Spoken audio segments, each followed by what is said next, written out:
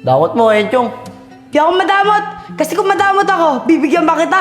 Ang problema kasi sa'yo, inubos mo. Teka, cellphone ko yan ah. Charge ko nga to, tapos nilalaro mo naman. Pakilamero ka talaga. Dawat mo naman, Kuya Enchong. Parang niram lang ang cellphone mo eh. Oh, ano ang pinagawa niyo dalawa? Ang iingay niyo, rinig na rin kayo sa taas.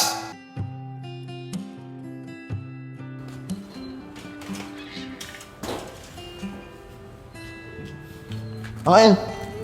Uy, Vince! Nanonood ako. Ako na nga yung remote. Ano ba yan? Manonood ako NBA. Eh ako nga nanonood, di ba? Ano ba yun, Kuya Enchong? Mamaya ka na manood. Kanina ka pa nanonood, di ba? Ako naman. Ben, palagi ka rin lang ganyan. Para kasiga. Makalabas na ka, nakakabwisit. Kung pwede lang, wala na sana akong kapatid. Mas magiging masaya pa ako. Buti na lang. Umalis na si tatay. Vince, may iniwa bang pera sa tatay? Oo, Kuya Enchong. Ito. Oh, ba't 50 lang to? Magkano ba binigay ni tatay? 150. Eh sabi ni tatay, ayun lang daw ibigay ko sa'yo eh. Oh, 150 binigay sa'yo ni tatay. Tapos sabihin mo sa akin, 50 lang. Kulangan ka talaga. Mamaya tatanong ko kay tatay kung magkano talaga yung pera ko. E di magtanong ka. Ayun lang naman talaga ibibigay ko sa'yo, sabi ni tatay eh. Talaga, magtatanong talaga ako. Diyan ka na.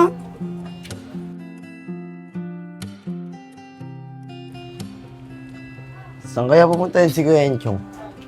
Makalabas nga din.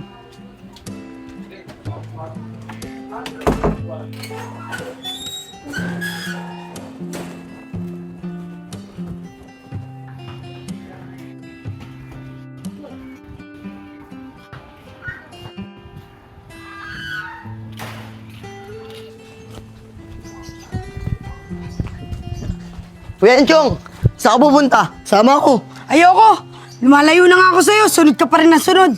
Kuya Enchong, huwag ka na mag-alala. Ililibre na lang kita. Hindi na. Hindi na kailangan. Ayoko ng libre mo. Saka may pera ako. Kaya huwag ka susunod sa akin, ha? Bahala ka dyan. Susunod pa rin ako sa'yo. Kala mo, hindi kita mahahabol ah. Teka lang. Nasaan ako? Parang natatandaan ko tong lugar na to ah. Namiss ko tong lugar na to. Pero, paano ko napunta dito? Isa lang may kagagawan nito. Pero nasa na siya?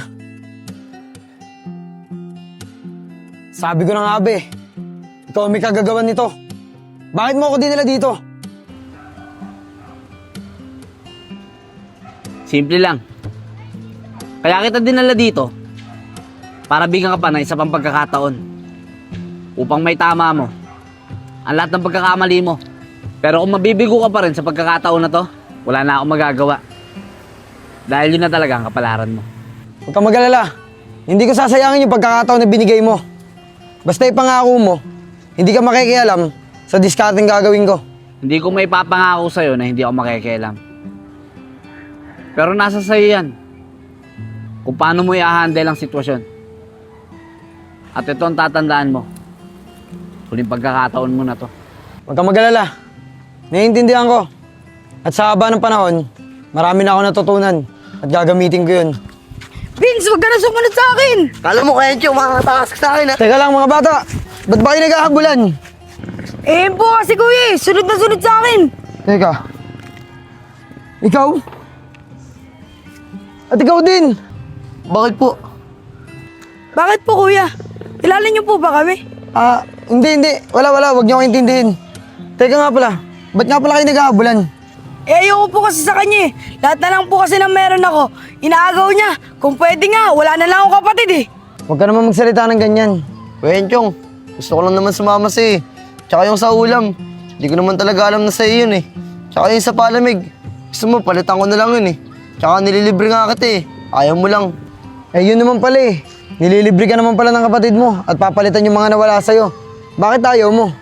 Ayoko nga. Nagkukunwari lang yan eh. Tapos mamaya, awayin na naman niya ako. Eh ba't di mo siya bigyan ng pagkakataon para mapalapit siya sa'yo?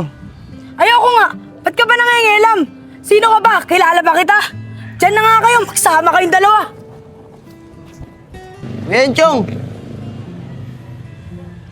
Kuya, Pagpasensyahan niyo na po yung kuya ko ah. Mabait naman po yan eh. Wala yun. Naiintindihan ko naman. Siya nga pala. Pwede ko ba yung maging kaibigan ng kuya mo? Ay, oo naman po. Siya po pala. Ako nga po pala si Vince. Kayo po, ano po pangalan niyo? Ako nga pala si Joseph. Tama, ako si Joseph. Kinagagala ko po ay makilala. Paano po kayo, Joseph? Dito na po ako ah. Susundan ko lang po yung kuya ko. Sige, Vince.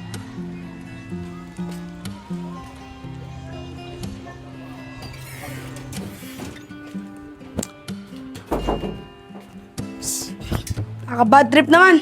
May matandang pakilamero pa. Di niya kasi alam yun nangyayari sa buhay namin. Siguro wala yung kapatid. Benchong, ba't mo naman ako iniwan? Siya nga pala. Gusto may pagkaibigan sa atin ni Kuya Joseph. Tigilan mo nga ako. Sa kasinong Kuya Joseph yung sinasabi mo. Yung lalaking kumausap sa atin kanina. Ba't naman tayo makikipagkaibigan dun? Eh hindi naman natin yung kilala. Baka ipahamak pa tayo nun. Kung gusto mo, ikaw na lang makapagkaibigan. Para ikaw mapahamak. Dandadamay ka pa eh. Kuya Enchong, mukhang mabait naman siya eh. Tsaka tingin ko, mukhang hindi naman tayo ipapahamak nun. Mabait? Paano mo nasabi mo mabait? Eh ngayon mo nga lang nakita yun. Wala lang, Kuya Enchong. Pakiramdam ko lang mabait siya. Ano ka ba? Kung gusto mo makapagkaibigan doon, makapagkaibigan ka. Di naman kita pinipigilan makapagkaibigan ah. Basta, wag mo lang ako idadamay. Sige, ikaw bahala, Kuya Enchong. Basta ako, makikipagkaibigan ako sa kanya. Kasi tingin ko, mabait siya. Bahala ka dyan sa desisyon mo. Sana mapahamak ka sa kalokohan mo. Sige na, magsahin ka na dun. Baka dumating pa si tatay, magalit pa sa atin. Sahin ka na dun. Bad trip.